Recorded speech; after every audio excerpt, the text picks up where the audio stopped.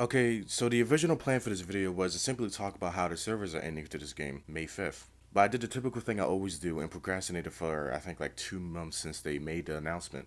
So instead of going over the game's lifespan, I'm gonna just talk about why people should play Proving Grounds before the servers end. Well, I'm gonna kind of mix the two together, but I do think people really should play this game. I think it's highly underrated, and a lot of more people should have been talking about it because it is free, and they did add a lot of stuff to the game. I guess it's really meant for consoles since on PC there's like offline features like mission editors, but on PS4, what I'm playing on, the game is online only with no offline modes. Well, there's a training mode, a way to exploit all the maps, understand the layout, and create a lobby, but I doubt you can do anything since I think that's online also. Back then, I actually wanted to make a joke video explaining why Proving Grounds is better than Rainbow Six Siege. The games are generally the same, but obviously not in different ways, but for me, whenever I get sick of playing Siege, I play this, and then when I get sick of playing this, I'll move back to Siege. As of now, I went back to Siege, so maybe it's been like a good month since I last played Proving Grounds, but I still haven't installed on my PS4, and, we got like a good 2 weeks, so I really should get back into it. This game made a lot of major changes over the course of time. They added more weapons, gun attachments, maps, the ability to lean like in Siege, and I think another game mode, but I can't remember what it was called. But I know they do have one. They even added voice clips for your soldiers, and they sound they sound pretty funny. When IGN posted the news, and they're the reason why I found it in the first place, when they posted this, they said that the developers made this game as a way to convince people to consider joining the army. And honestly, it almost works for me. Before every max, they would have a video playing either a typical army commercial, training process, gun attachments, all sorts of clips, which I found pretty interesting. I mean, back in high school, I've considered joining back then, but I never went through with it, and I've always kept the pamphlets from career fairs, and they were a fun thing to read, in between classes. Like, this game looks funny. Like, obviously, it's not the best graphical game, but just, just because the game looks kind of weird and ugly doesn't mean the game is so bad. Like, I think it's the way how it looks makes the game better.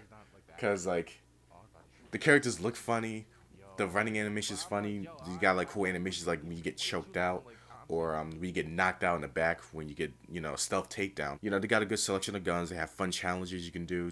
Up the ranks of either the guns or your actual level.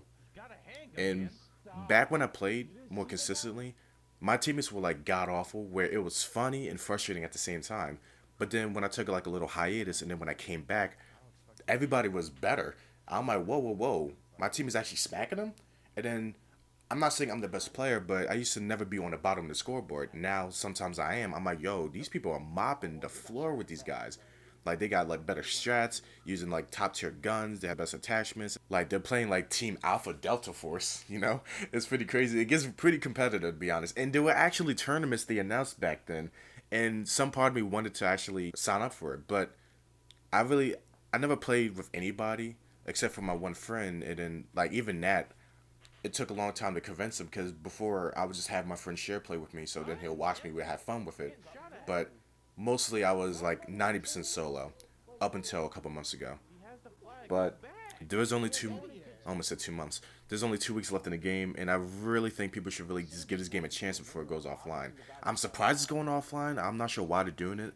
I always assume that they're going to try to just work on another project, but apparently this game's been out for like 20 years, but it didn't come out on consoles until like a few years back. So it was really a PC thing. And then you can add more to it with like I guess not mods, but they can like edit their own missions. They have like offline missions. We don't, because we're consoles. But I like this game. I'm glad I played it. I wish I put more attention to it when I took like a break, because it's gonna suck when I realize, oh crap, the servers are gone. So, you know, it closes on May 5th. I don't know if it's gonna be in the morning or at night. So I'm gonna just play it on the last day. I might record it. I'm not gonna say I'm gonna stream it, but I might just record like the last, couple hours, depending on what time they end it, just so I can say my final goodbye. Cause I hate when games go offline, but you know, if the game ran its course, then I salute it. Farewell, Proving Grounds. It's been a hell of a trip. Wait, he's right there! No, I don't know how to look up. Bro, what's wrong with people? Yo, yo, God. What are you doing, soldier?